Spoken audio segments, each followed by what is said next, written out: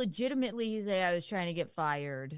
I'm sorry. I'm like, you don't have to apologize to me. Me and Alan were just like, what is going on here? Oopsies. And that wasn't the first time I was on Burning Bridges, and not the last time, I don't think. But no, those were good times. Then I started doing Bill and Joanne's show, and that's how I really met Gino. I don't think he took kindly to that either. No, I don't think so either. But he actually does like Gino. I'll say it once, I'll say it again. And I'll say it over and over again. The man does like me, and he has an open invite to the wedding if he actually wants to come. Yeah. But by the way, so I'm pretty sure I'm going to be doing Kevy Brenny's show, and they're talking about Chad Zumock being on there. I wrote to Kevin. I said, make sure Chad's on there. I go, my dream lineup when I'm on would be you, Stevie Lou, and Chad Zumock on at the same time. So, and listen, I knew that because I religiously watch MLC. So yes, I heard that you said that, and I said, good move. And it will be iconic, and it will be funny. And it's very exciting. I don't know. Have you figured out a money situation yet? That's what they were talking I think about. that's what he wants to talk on the phone about. When they were talking about it on the show, they were saying 40, 40, 20 for Chad and I. And I'm like, sounds good to me. But then if you do take the flat fee, then they'll super chat more than ever. So really, you're damned if you do, you're damned if you don't. You would never know. Right. That's true. Must watch podcasting if Chad's on there, right?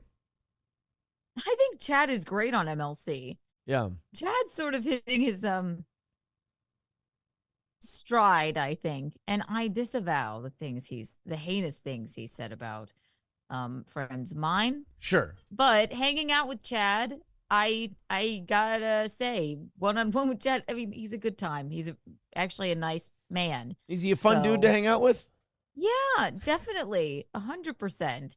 And seemingly normal. I thought he was cool. So I hate what he's said about my friends, but I definitely don't hate the guy. So there was also Chad called into Nobody Likes Onions, and he fucking kind of owned Patrick Melton quite a bit.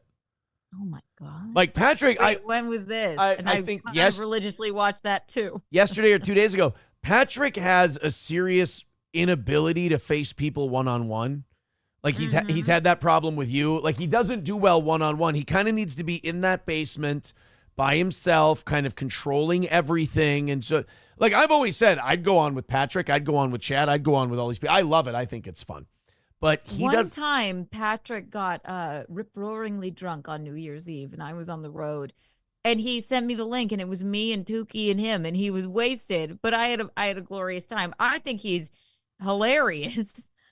But you're right. He kind of has that mentality where he kind of shuts down if confronted. If it's not just him, maybe. Yeah, and Chad made him kind of reveal some shit that he didn't want revealed about his the woman he lives with, his father, and some other things.